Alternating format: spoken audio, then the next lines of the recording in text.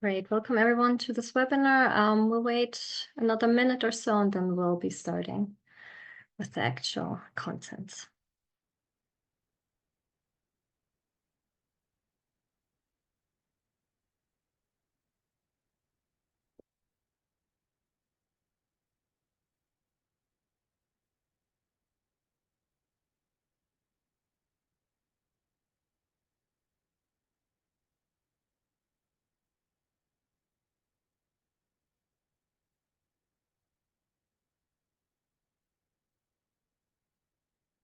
Great. So welcome everyone to our webinar. My name is Olga Horn. I'm a senior officer in nature-based solutions and biodiversity at the ICLEI World Secretariat, and I'll be moderating today's webinar together with my colleague Daniela Rizzi. She herself is a senior expert at ICLEI Europe.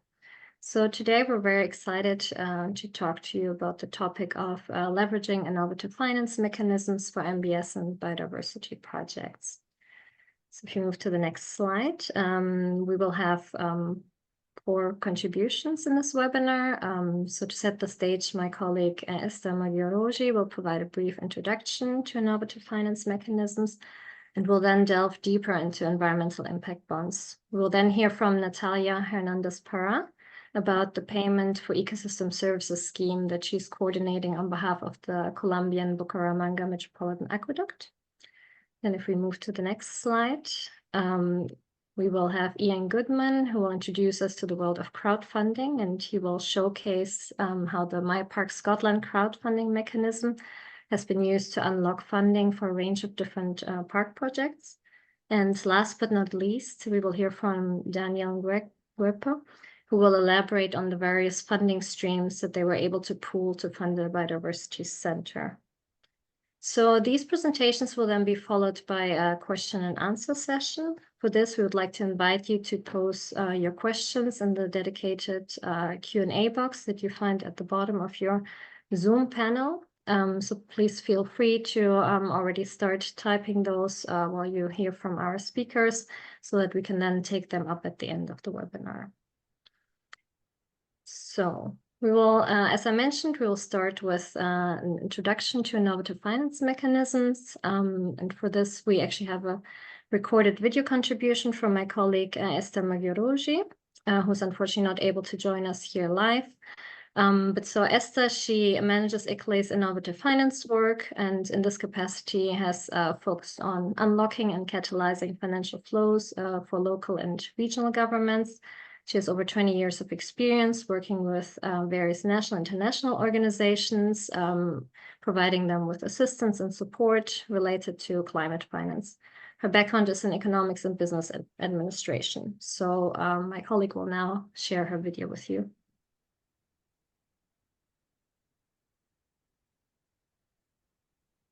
Dear participants, my name is Esther Magyarósi. I'm head of the Innovative Finance team. And in this short video, I would like to speak about very quickly about the innovative financing instruments, why they are so important, and how they can be used also to finance biodiversity projects. Let's first think about why is it so important to speak about innovative financing instruments, why other approaches are also needed.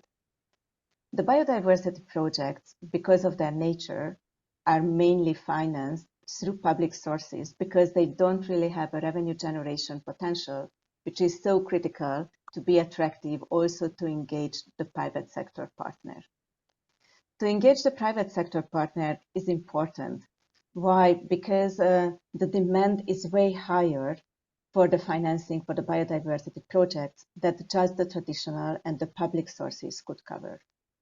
Of course, to be able to engage the private sector, certain conditions also have to be in place.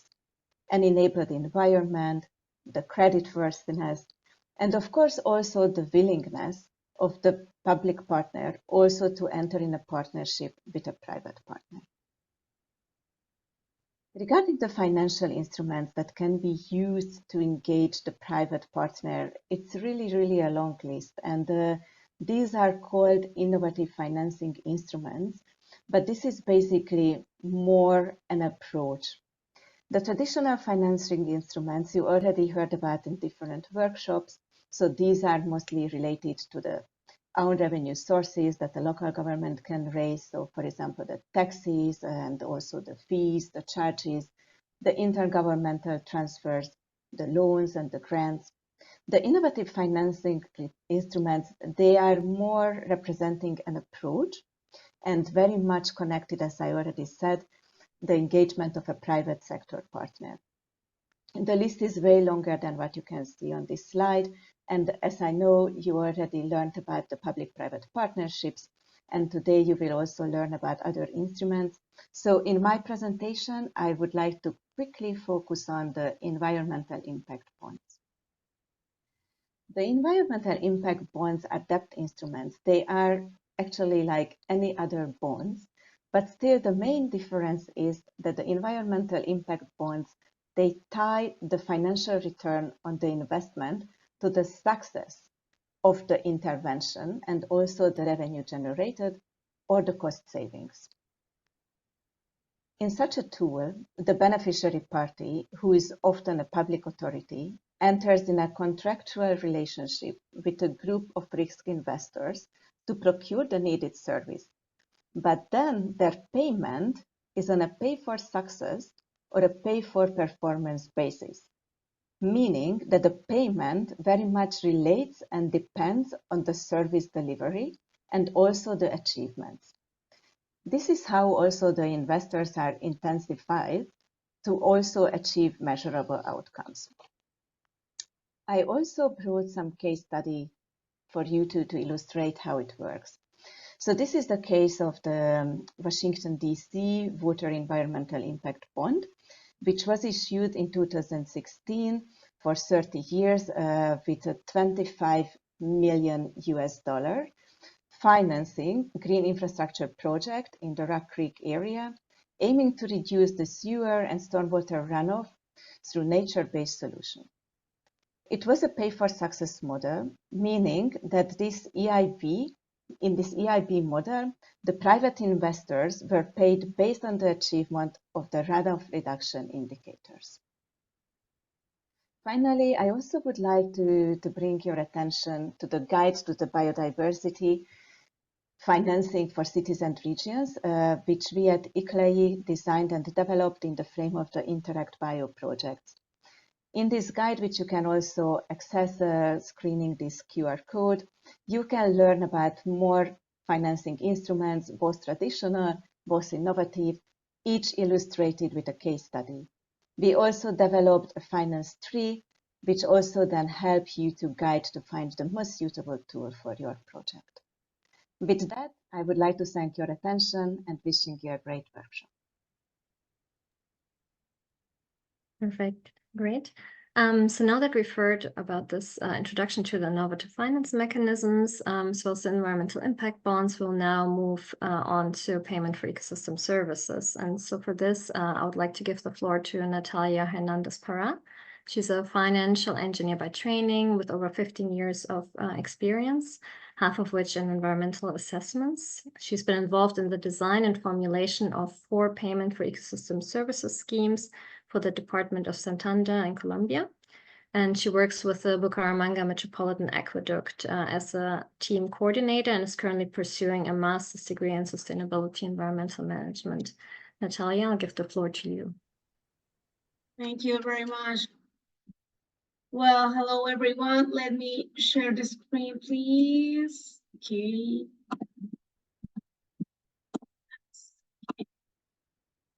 Can you see it? I'm ready? Yes, perfect. Okay, thank you very much. So good morning here in Colombia, good afternoon or good night in the other countries. As you already say, my name is Natalia Hernandez and I am passionate about the environment, really. I think all the time in the future for my daughter and my son, and that's why I was so enthusiastic for that. From MBA, attending to the environmental and social needs to the province of Soto Norte, we have been working on the implementation of different programs to benefit its main objects, water conservation and sustainability. That's the reason for why we start to the PSA program, that is payment of environmental service, as the PSA in Spanish, right? Is the reason why 3 years ago to design of PSA began, which will unite 3 forces. That is so important. In Colombia, we want to work together with the others, public and private organizations. For PSA in Soto Norte, we was 3 forces, like the mayor of Bucaramanga, that is the capital of Santander, and the national government from the Ministerial of the Environmental and the Metropolitan Aqueduct of Bucaramanga, together for the same purpose, conservation and restoration of important areas under the payment of environmental service. That is why the implementation of the payments for environmental service began. So, okay, let's pause for the second slide. So we're gonna see as quick as possible what is the PSA program, what is the objective of that, some criteria, prioritization criteria, and exactly what happened with the PSA in the province of Soto Norte here in Santander. And we have 3 municipalities in this province, so I'm gonna talk as quick as possible for that. So what is PSA? It is an incentive for conservation, which according to the decree 1007 of 2018, recognizing people who live in ecosystem and strategic environmental areas. That is so important. This incentive can be economic or in other kind of service. For the preservation and restoration of this ecosystem through the celebrate voluntary agreements between the benefits and the different organizations that implementing this program. For the Bucaramanga Metropolitan Aqueduct, the PSA modality to be implemented is water regulation and quality. This PSA is mentioned promoting to regulation and supply of water in sufficient quality and quantity. This PSA modality is oriented as a priority way to thus strategical areas where natural coverage is located, such as forests, moors, springs, body of waters, and aquifer rechargers areas to supply water to the aqueducts. That it's according to the norm in Colombia. What are our objects? The object of payment environmental service project is to motivate the residents in these strategical areas of ecosystem to influence their behavior in favor of conservation by creating economic incentive. Or, like I already say, another kind of payments, right? Service or products. For the preservation and restoration of their territories through voluntary agreement between those interested in ecosystem service that are present in these areas and the resident. That objects is sources in the north of Colombia by the Minister of Environmental Sustainability Development. So let we talk about the PSA Soto Norte in specifically. We have in Santander and 4 Providence, one of them are Soto Norte. And here we started with an interinstitutional work, like I already say, with the mayor of Bucaramanga Aqueduct, Metropolitan Aqueduct, and the national government. right? Why the Soto Norte province? Because there are a strategic area for the aqueduct. We have the recharger area there. So they give us Bucaramanga, that is the capital of Santander, the water, right? We have, oh my God. Yeah. What we do with that, we have some prioritization criteria, right, in the development of the PSA project. So we have two kind of criteria, like biophysical and socio-economical. For biophysical, refers to the coverage as a natural stage of the earth, such as the natural coverage is no intervening. That is an area of strategic connectivity, and there are water sources there in the area, and so others that the organization implementing this kind of program has. And about the socio-economical, the first one of them is the willingness to conserve or restore the natural cover, right? The socio-economical level and the dependence of the property. That is the different prioritization criteria in this specific PSA in Soto Norte. So I told you that we have 3 municipalities there that started with Charta, yes, for which an opportunity cost or value or recognition was determined to be, well, in Colombian pesos, 1 million for 11,000. Yeah, like that is in dollars, more or less than 360, right? Yeah. The 3 most representative production system of the region were value, giving milk as the one with the lowest value. For this reason, this is taken as the best use value, as indicated by the norm in Colombia. Why that? Because in Colombia, we have the norm that you can, you must share 3 production system representative in the region, in the areas. In Charta, we have milk, livestock for ceiba, and blackberries.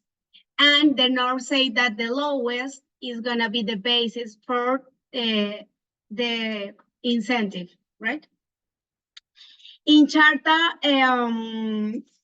we have 40 benefits, and will an area like 1,021 hectarea, on which 417 hectares will be subjected for recognition. What about Tona? Tona is another municipality, and here happened something curious, because when we start in Tona, also only 18 participants to the design stage. But then when we have the convocation and all the different things, the next step, about 135 participants show up for the implementation stage. Leaving of that, 108 definitely to participate in the PSA program with an opportunity cost of, well, in Colombian pesos, 1,609,000. But it's about, in dollars, $400. Each per year, right? Each per year. The 3 most representative produce system of these regions were low for ceiba, avocado has, and coffee. And the lowest were leaf for ceiba, because the avocado is the most, I don't know how to say that. Well, costoso, caro, el más alto. Well, the Expensive? expensive, thank you. Yeah, the most expensive.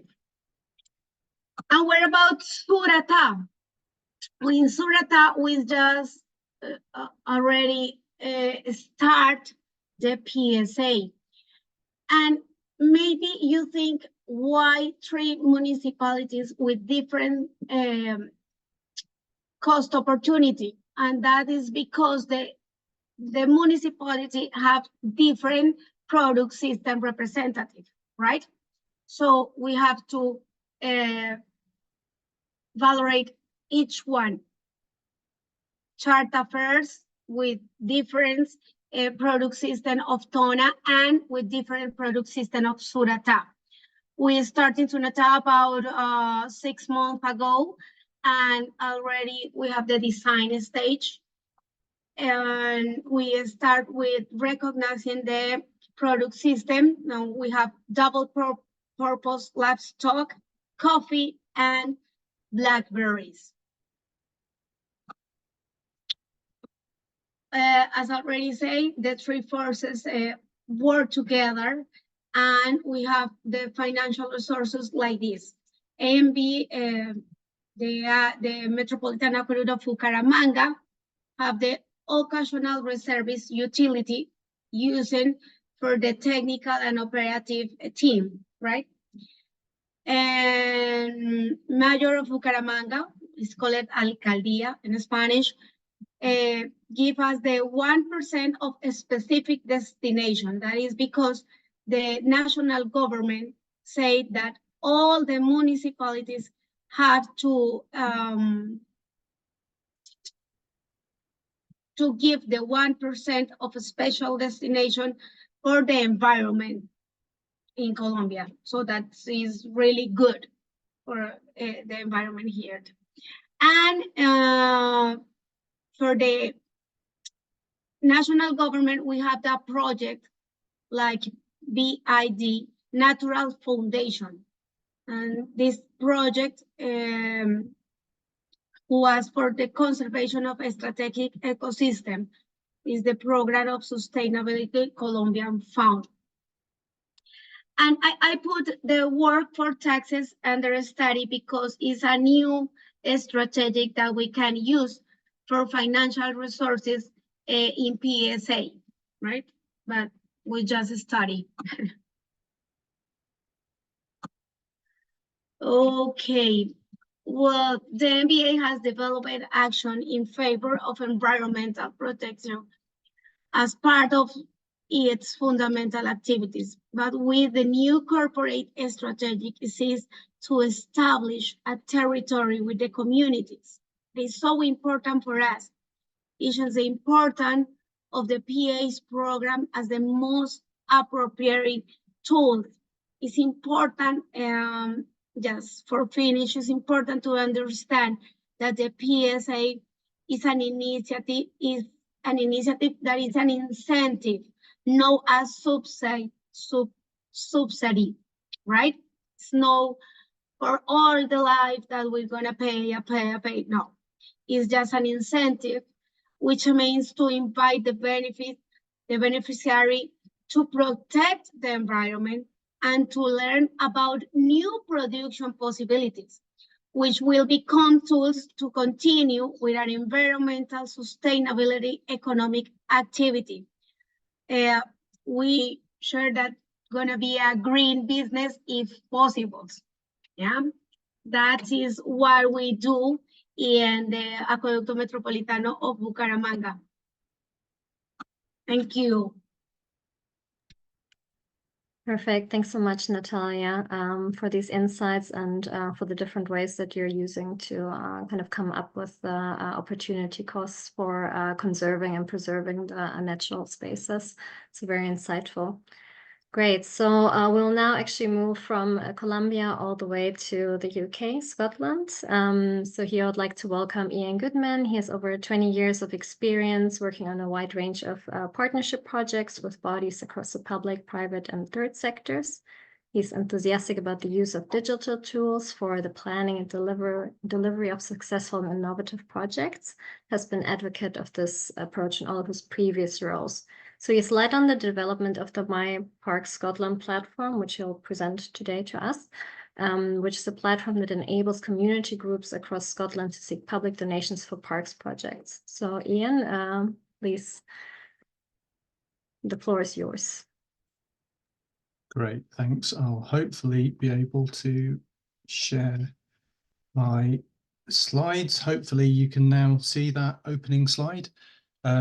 As Olga said, my name's Ian Goodman. I'm Programme Manager with Green Space Scotland, leading on our My Park Scotland project. For those of you that haven't heard of Green Space Scotland, which you probably haven't, we are a charity and social enterprise that works to promote appropriate green spaces across Scotland. I'm not going to read it out, but the small sentence in the bottom left in purple is our kind of mission. We work with everyone from community groups to Scottish Government to achieve that aim. As I say, My Park Scotland is a project that was set up by Green Space Scotland, but we have actually set My Park Scotland up as an independent charity.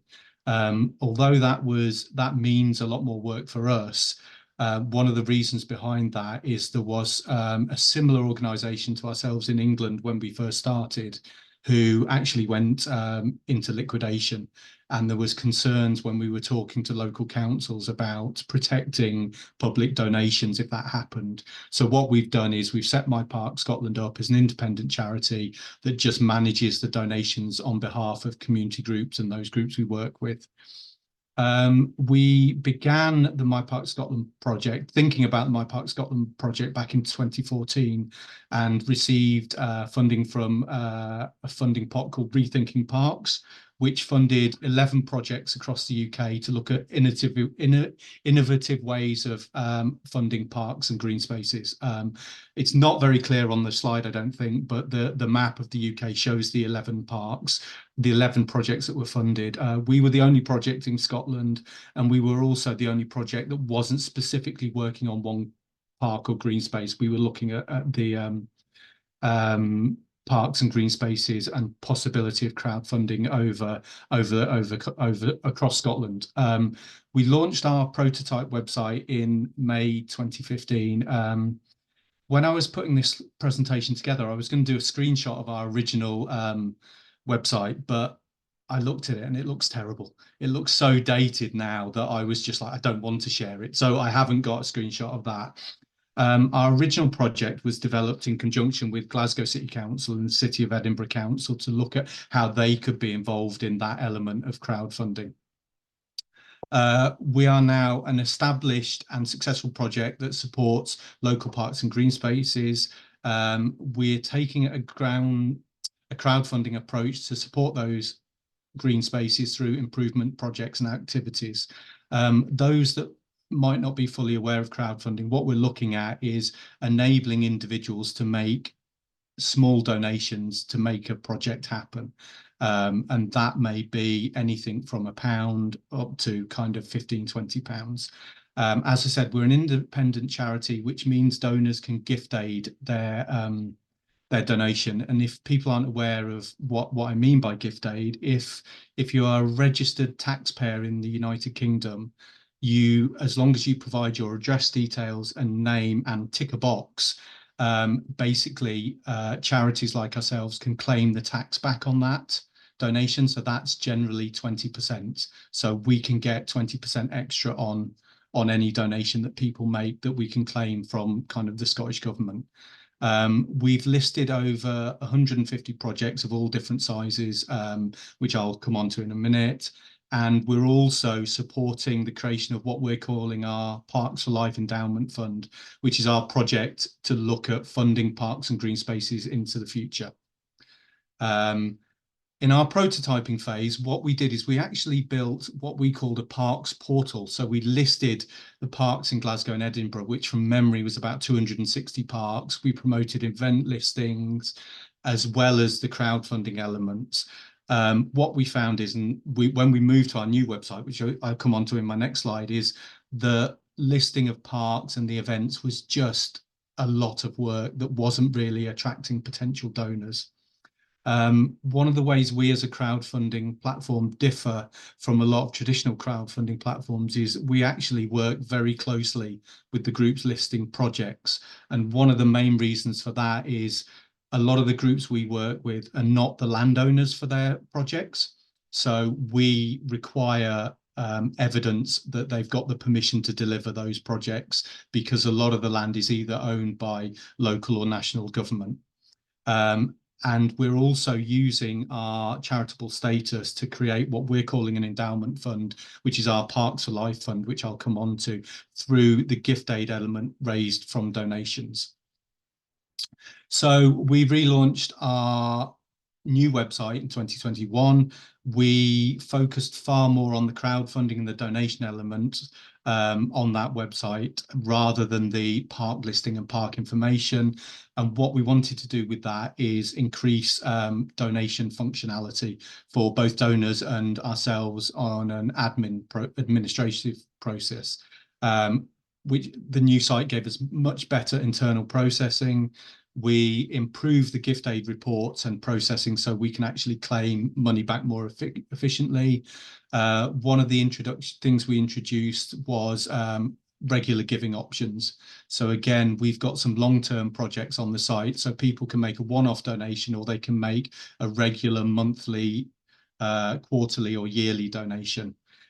We also introduced a cover our cost option, which applies the option for donors to add 5% to their donation, which actually then covers the transaction costs and any management costs. So again, to make the donations go further. And we're finding, since we've done that, around about 60% of donors are actually ticking that box. So that's great from our point of view. The reporting facilities on the new site are much better. And also, we've added in a text giving option, which is not traditional for crowdfunding platforms. And the reason for that is, and I hate the phrase, but I'm going to use it, is that people donate at moments of emotional intensity. So the idea being that if someone has a positive experience in a park and green space, and there's some information about donating, they're more likely to do it by a text there and then, rather than firing up a smartphone or a laptop and going to a website and donating. So we find that we get quite a lot of donations through text through that facility. We also, and I won't touch on this particularly, one of the things that really defines the success of a crowdfunding project is not actually the project itself, but how it's promoted and how the ask is made to people to donate. So we've also developed a crowdfunding resource kit that's available to all groups.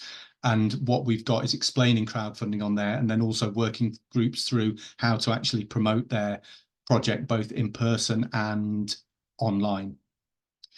That's just a few screenshots of some of the projects that are on our site at the moment. As you can see, there's quite a range of projects, through creating outdoor galleries, creating a climate forest, creating water to supply a community growing site. So again, we have a variety of projects. And also, if we look at a couple in particular, this one for a play park improvement, they haven't raised £115,000 through My Park Scotland, but what that group have done is worked with their local council to raise funds through a number of sources. So that amount is made up of donations, grant funding, and business donations. What we do offer, because what we want to see as My Park Scotland is projects happen and achieved. So we're quite happy if people raise funds from not through our site, that we can include those on the crowdfunding page. So actually we're getting towards the target. A much smaller project, which has only been open a couple of weeks, is the Children's Wood in Glasgow want to install a water connection to their community garden. They're looking to raise all of this through ourselves rather than any grant applications. So that's a kind of slow burn project that they're anticipating taking quite a long time. And that's one of the other elements of flexibility that we offer, is that we projects aren't time limited with us, because a lot of the groups we work with are volunteers. So we want to give them as much time as possible to promote any projects. Very quickly going to rush through this because I've got a minute left. I noticed that one of the other bits of work we're doing is we're working with Nature Scot, who are a national organisation in Scotland, a government organisation to promote nature reserves across Scotland. So we're working with them to provide them with an online giving element for their nature reserves. So what you can see in the top right is a poster that they have on some of their sites, because they now allow overnight camping for camper vans on some of their nature reserves, but they don't charge. But what they do is they encourage people to make a donation through My Park Scotland to that nature reserve, and then those funds can go back to the nature reserve through any projects within that nature reserve. And then also the other thing is I've included a QR code for their text giving facility there. The main reason being, we trialed QR codes in 2015 when we first launched, and they failed completely. But certainly in the UK, during the kind of pandemic, QR codes became really important. So we have found that QR codes have become really useful on site for people to be able to make direct text donations. So we use those quite heavily. Very quickly, we're also in the developing what we've called Parks for Life. We have secured through a number of funding sources from Scottish Government and others. We are within touching distance of reaching a £1 million endowment fund for parks across Scotland, and some of the gift aid elements from My Park Scotland go into this as well.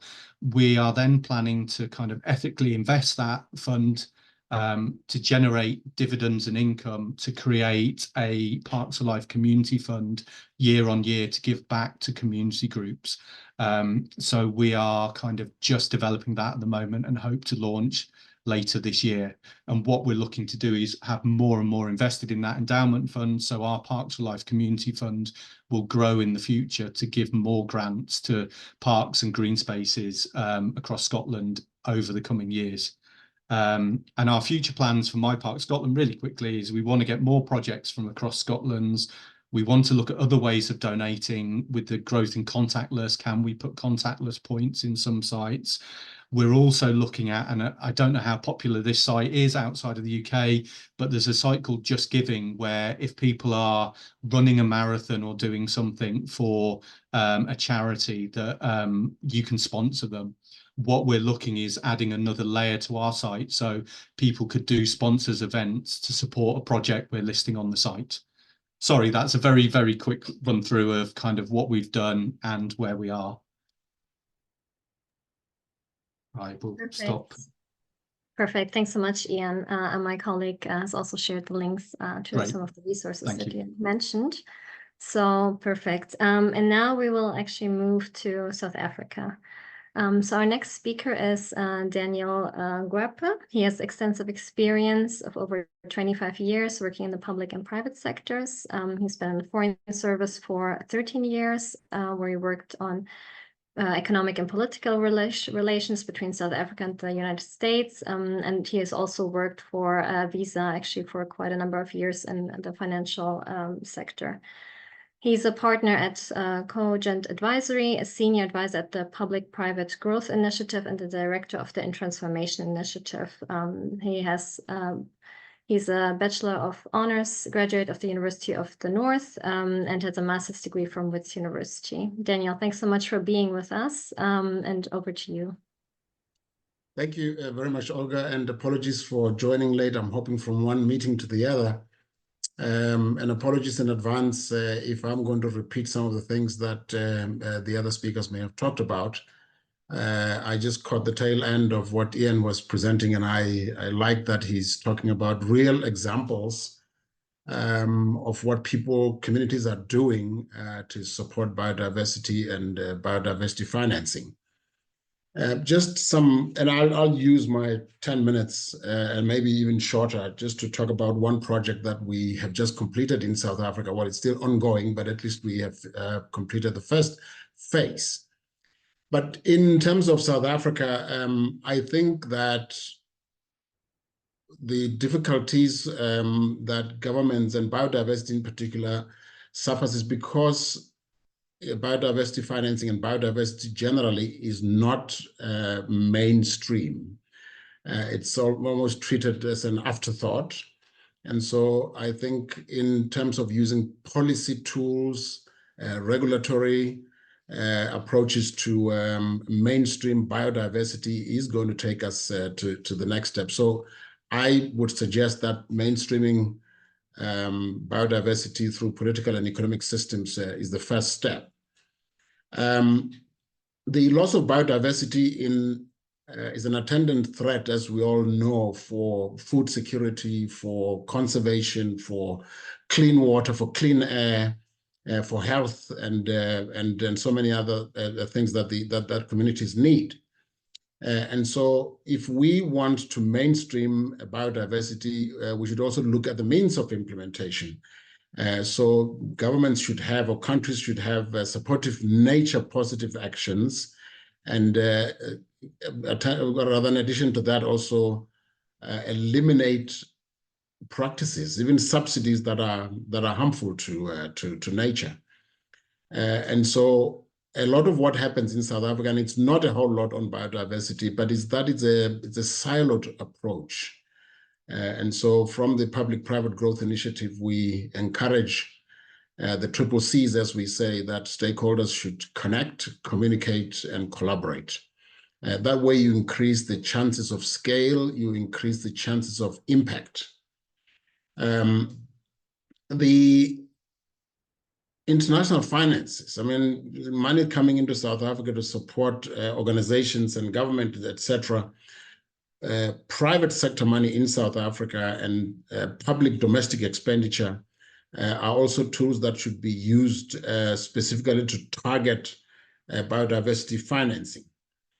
South Africa itself does not have, well, they have very limited national efforts to identify, to assess, and to track public expenditure that is harmful to biodiversity. And first, they should estimate what that biodiversity finance flows looks like in order to establish a baseline for tracking. And here, you could start with sectors such as fisheries. You could start with something like agriculture. You could start with tourism. You could start with forestry. Then those three or those four are very active sectors of the South African economy. And governments everywhere are the biggest procurers of goods and services, right? So biodiversity should be made part of government procurement requirements.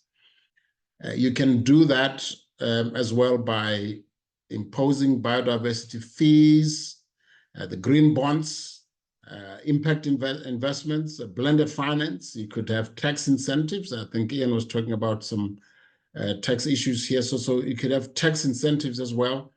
And it's important to say that these partnering efforts are not mutually exclusive. Let me just also reflect a little bit on women.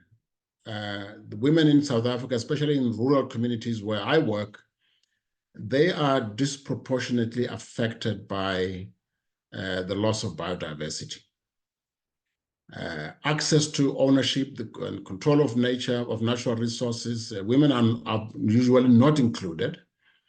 And they have no opportunities to get involved in other commercial activities because then they have to, they look after their families, they look after children, they have to go and fetch water, they have to go and fetch wood.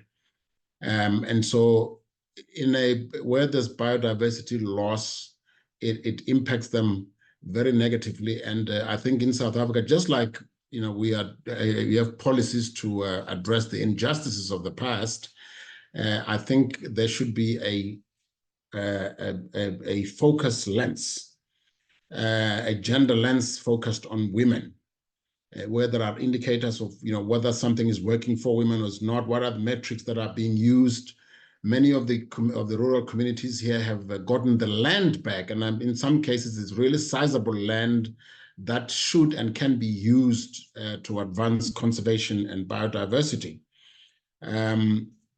The government, I mean, if I think of this, what the South African government has done in this space, they have a thing about biodiversity portal, which really just encourages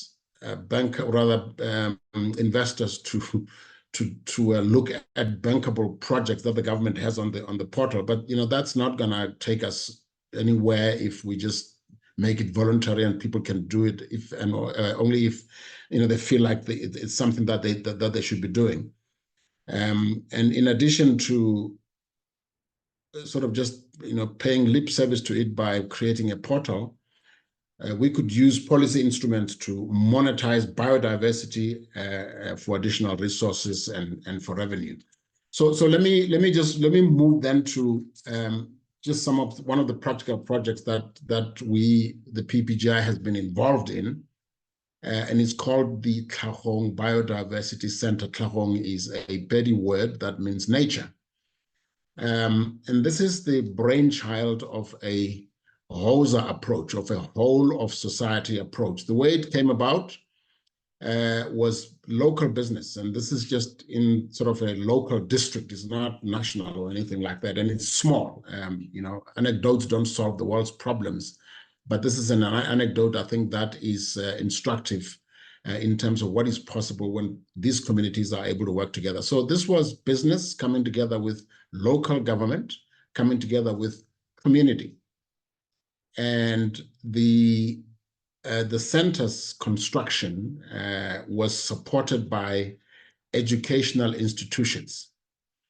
Oftentimes we think, well, we need money and we must collect money in order to build these things and so on. So the Tlhagong Biodiversity Center is an outcome of a bit of funding, but mostly it's VIK support, it's value in kind support.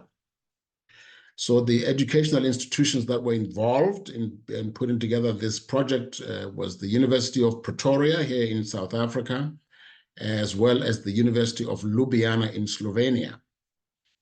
The students from the Faculty of Architecture from that school came to South Africa, 40 of them in 2 tranches, mostly women, and they were working in this rural area, just building the structure. And we got professional services donated. The geotech services were donated by local professionals here. The NGOs chipped in as well with site clearing and the preparation of the site. The community on which this center is built, the land was donated by the local community. The communal land was donated to us.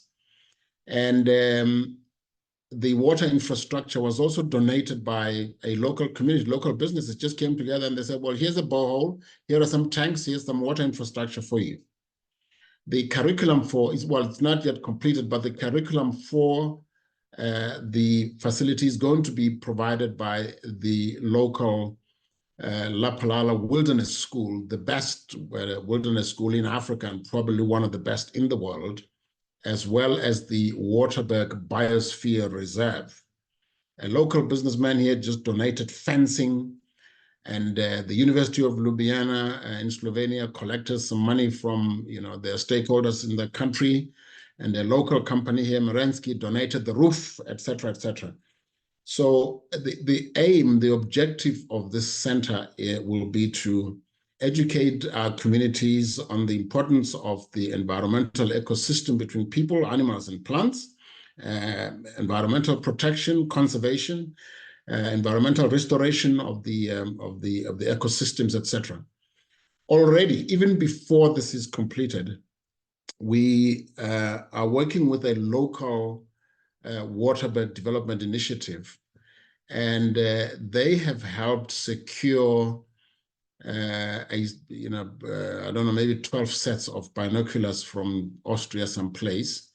That is supporting a young businessman who has already trained 12 people in avitourism, in birds and all the rest of those things. So these are 22, perhaps not high-paying jobs, but jobs nonetheless in the biodiversity sector.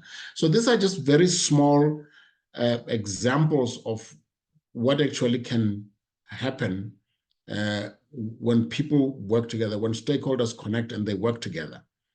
The center will serve 216 villages, and if I estimate that a village consists of approximately 1,000 families, so these are the number of people who will immediately benefit when the center is operational. Many of the local people in the Waterberg, the Waterberg is a biodiversity sort of rich district. In fact, some smart people have said that if the biodiversity economy is well planned for the district, it could be bigger than the traditional industries that operate there currently, including mining, big mining companies like Anglo American and Exxaro and Ivanplats, etc. So you have a migration of young people who sort of have high school education, but nothing more, and they go to places like Johannesburg to go and work in a call center, where the money is not that much, and they're barely able to survive. But they do this because they are unable, they don't have the skills to work where they come from, the biodiversity skills. The Waterberg itself has all sorts of game reserves and conservation projects, etc., where these folks, tourism, ecotourism, they could work where they live, where they come from, and they are unable to do so because the government, the private sector, and communities who are able to are not really focusing on supporting biodiversity in an effective way, so that people are able to survive and to live in the environment where they come from. So I'm very, very, very proud of this achievement. It's one of one. I think I don't know of any other community in South Africa that has a biodiversity center. If you said to a community, what would you like to build here? If you had money, what would you build here? Everybody would say, oh, we'll do a clinic and we'll do a school. Obviously, also because there are so many needs, social needs, etc. But this was very instructive that this community decided all by themselves that if they had the money, this is what they would build. And so just in conclusion, the way this came about was because we brought in other partners, the University of Wits Business School, the University of Ljubljana, as I said, GIBS, the Gordon Institute of Business Science here in South Africa. We brought them all together and we said, let's teach this district, local communities here, local stakeholders, how to work together. And they did projects like project management, communication, IT, etc., etc. And when they were done with the theoretical part after 4 months, we said to them, right, if you had the money and you wanted to build something here, what would you build? Just say, come up with proposals. And they came back and they settled on a biodiversity center, which is very rare. And that's new focus, that's new thinking, that's innovative thinking about development, for which we're very grateful. And so I think that, again, mainstreaming biodiversity, making sure that you can use policy instruments to advance it, adopting a bottom-up approach. It's not a top-down. You're making communities responsible themselves for their own development in a way that is concrete, that is practical, that is outcome-based, that is inclusive, that is transformative, and that is job-creating. I think we adopt this type of approach, we're going to start to make dents. It's going to be, it's a long way to go. This is obviously new, but it is the future. We cannot afford the loss of biodiversity because we need that for human, animal, and plant survival. All right, I'll stop here and happy to engage any further. Thank you very much for the opportunity again.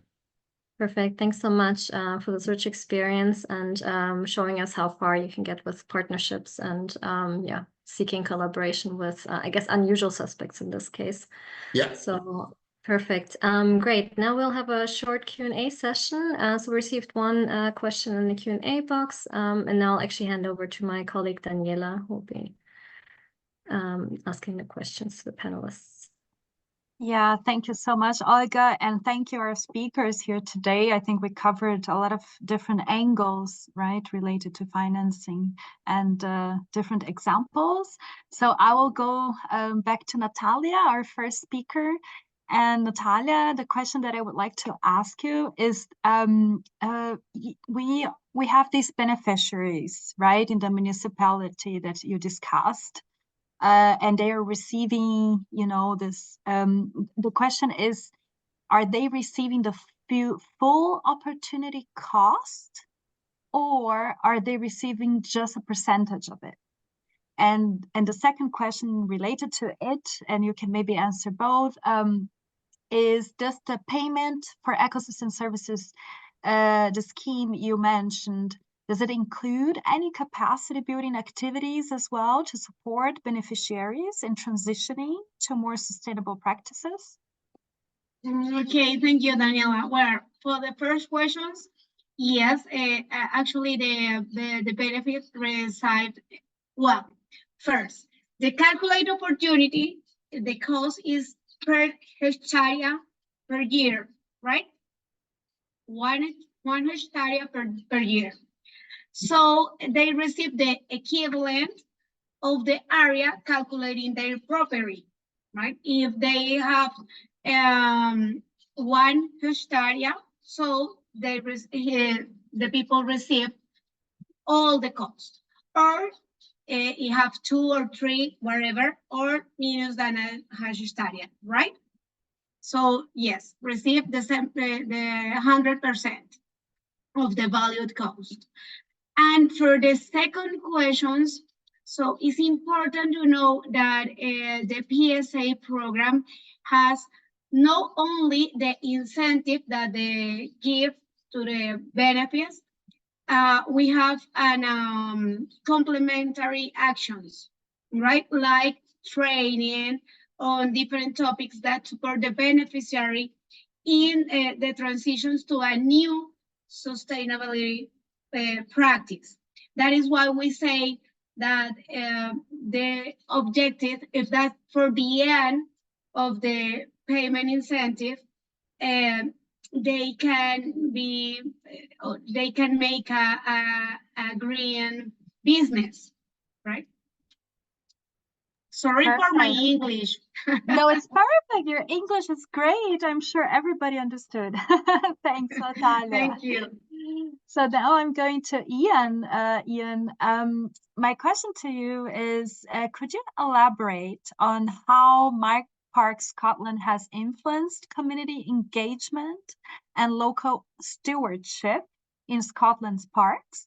And additionally, if you can tell us a little bit about challenges and successes that the platform has experienced in sustaining long-term funding and to support parks forward.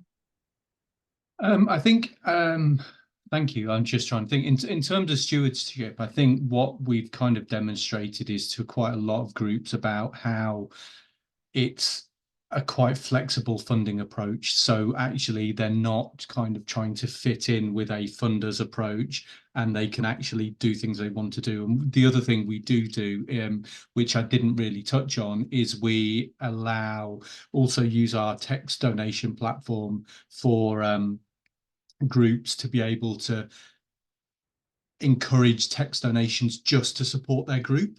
So what we've done is looking at kind of allowing them to kind of be a bit more sustainable by attracting those donations. And it's one of the things that I probably shouldn't say, but when we launched the Parks for Life Community Fund, that's one of the strands we're going to look at, is actually, can we support existing groups, or can we provide some seed corn funding for groups just coming together? Because quite often groups, and there'll be relatively small amounts of money, but there'll just be that little bit of money to help groups get off the ground. So we're kind of looking to encourage that. In terms of successes, I mean, I think there's a couple that stick out. There was one where there was, and some of them are really big and small in terms of sizes. There was one in Glasgow where there was a Friends of Glasgow Local Nature Reserves who wanted to put some floating islands on one of the locks to facilitate nesting grebes, because they were nesting too close to the side of the lock rather, and they were it was not successful. And they managed to, what they did, and what I thought was interesting around the crowdfunding, is they knew they wouldn't crowdfund all of the monies through My Park Scotland, but they used evidence from the amount they received in donations and the number of donations to help support further funding bids. And we've definitely seen a shift in the last 5 years where funders were traditionally quite skeptical and quite didn't really get crowdfunding, but now groups are starting to use it as evidence. So that was successful. And the second element that was successful is that the floating islands themselves were successful, and that they've been then taken on to other local nature reserves across Glasgow and put in place. So it's not only the funding, but it was seen as a kind of exemplar project. And the other one, which is the other end of the scale completely, is a small park in Edinburgh that wanted to raise donations to paint the fence, which is the most boring project I can think of. Yet they managed to get nearly £1,000 in donations to paint a fence. And I don't know how they did it, but it just shows that their promotion was kind of very good to actually get that, because I'm, on a personal level, I'm not sure I'd donate for someone to paint a fence, but they did it. So, Oh, wow. I mean, and it's about, for me, it's about getting that story out, which is, you know, can get that across. And the other thing, sorry, I'm going on now. No, the other thing that we find really useful for crowdfunding as well, and I don't have any specifics, but when groups are going out and asking for donations, what we've heard anecdotally is stories coming back of groups actually attracting new members and new volunteers, as well as just the money, because people learn about the group and then want to get involved. So there's the financial element, but there's also pulling new members into the groups. So there's a couple of groups in Edinburgh particularly that have reported that back. Thanks so much for that. That makes a very beautiful segue to what I want to ask Daniel, actually, because we heard from Daniel that he mentioned also the in-kind. So I will put it in that box a bit, right? People really engaging in the project.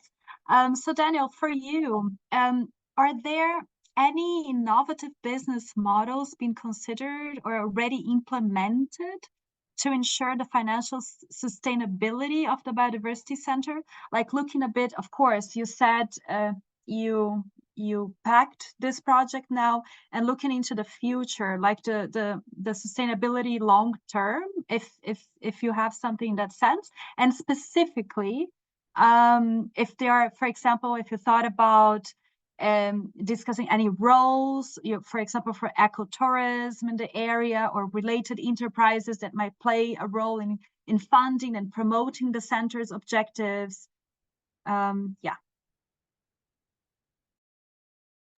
Yeah, absolutely. So we are gonna co-create a curriculum as with the centers that I've talked about, but very simply, a center like that, I can imagine even before, and I don't want to be ahead of myself, but even before we get to that point, we'll be looking at things like recycling. How do the communities keep the environment clean by collecting the recyclables and into a buyback center, etc.